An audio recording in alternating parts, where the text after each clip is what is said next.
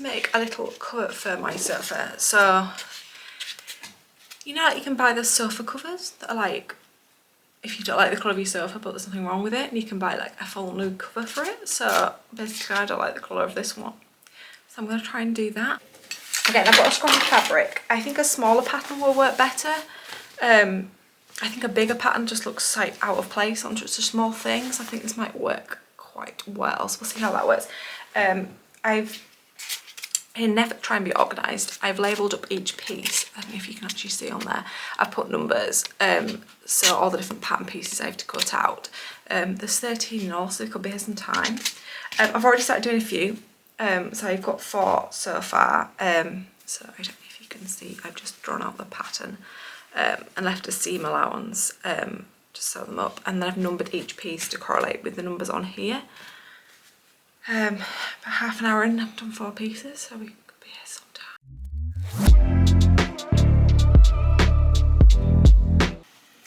Needle threaded, ready to go. So yeah, just lined up my seams, tied it off, and here we go. Hi, so I'm still sewing. I've come found somewhere else to sit. We are getting somewhere though, so that's good. It has actually starting to take shape. So we've got the back bit, the seat bit that you'd actually sit on, and then these are like the armrests. It is sort of trying to sort of taking shape. I think these are probably the fiddliest bit as well, because they're like 3 separate bits and they're all tiny.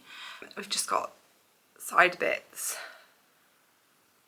for a bit in the back to do. I don't think I'm going to do the bottom as of yet. I mean, obviously I don't want to make a fully enclosed thing and then not be able to put it on, so I need to be able to leave the bottom bit so we can slip it on like a little hat for the sofa.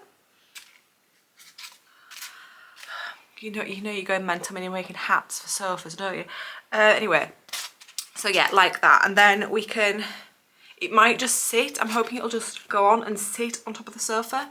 That might not work. We might have to pin it down or stick it down underneath the sofa, but I like the idea of being able to take it off and use the sofa for other things, maybe even, dare I say, make several of these colours so that I can interchange them. But I that is not happening anytime soon. I mean, I'm like at least 2 hours deep into this now, and that's all I've got. So I mean, yeah, we're not going to be doing a lot of these up front, certainly. Maybe when I've like, I don't know, got nothing better to do, but yeah, one's certainly going to be enough for time being. Gonna crack on with this. Still quite a lot of work to do. I think there's probably still a couple of hours left in this. But yeah, we are getting there. I think the fact that it's actually taking shape is actually giving me a bit more like faith in it, because before, when it was just endless cutting and sewing and like nothing was happening, kind of makes you feel a bit defeated. So yeah, there is some hope. The end is in sight. I've only got 1 piece left. I'm not going to show you it all. Don't want to give the big reveal away. But yeah, just 1 piece left. We're nearly there.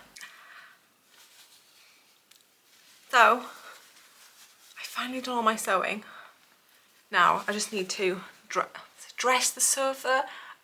I'm not sure that's a phrase anyone's ever used before. So yeah, here goes.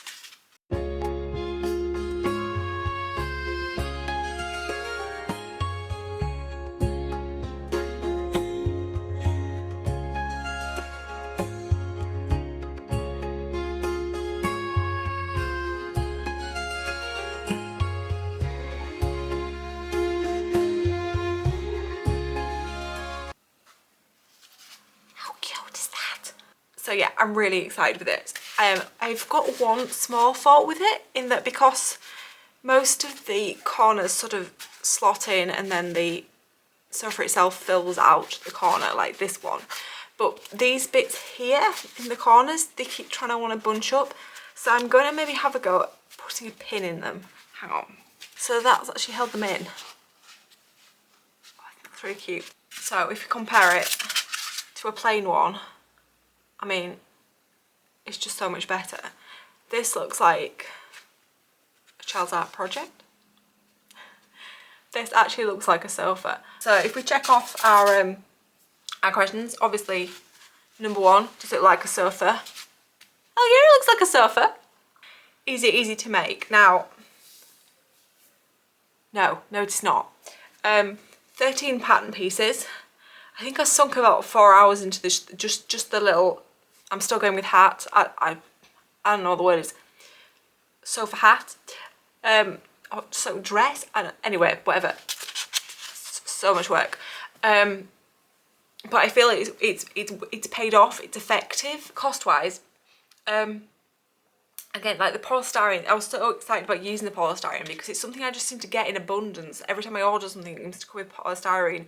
And I know we're all like, you know, don't want to buy so much stuff online, but you can't buy anything in town. Like, problem for another day. So yeah, I have so much of this stuff and it's completely useless. It's not even like, I can't even recycle it like paper or cardboard or something. It just goes into landfill. So if I can actually find some use for it, that's great. So probably going to be trying to do some more stuff with polystyrene. And then because it's only quite a small amount of fabric, I've just been able to use some bits of scrap beside in my fabric bin. Obviously, if you don't have fabric yourself and you wanted to have a go at this, maybe you could get something from charity shops. I think that would be a good idea. You could often get things like old tablecloths and stuff. Yeah, they might just have like a bit of a burn or a stain or something on them, but you can just chop around that. You only need little bits. And the parts, I think this is the biggest section, that section. I mean, it's only a really small piece of fabric. So it's great for using up scraps and stuff. So like, it just didn't cost me anything. This was just all stuff I had hanging around.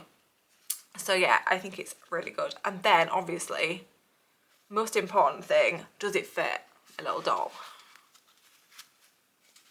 Yeah. How cute does she look? I think that's gone really well.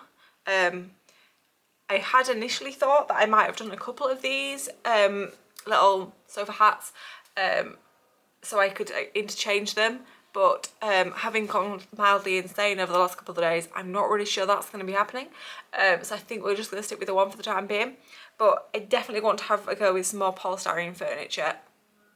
And obviously, yeah, for the videos I've got coming up, I can't just have one piece of furniture because how sad of a house would it be if it just had one piece of furniture? Not throwing any shade on you if you do own one piece of furniture, you know, it's a tough world, isn't it? Yeah, more furniture is needed. So I think this worked well. I don't know if I'll be doing the fabric over everything I do because, like I say, I don't want to go insane. But yeah, I think this worked really well. I think we've learned some good stuff here. We've learned some new techniques. Let me know if you're building any furniture yourself. It'd be great to hear what everyone else is up to in the stop motion world. And stay tuned for more information about all things stop motion. See you soon. Bye.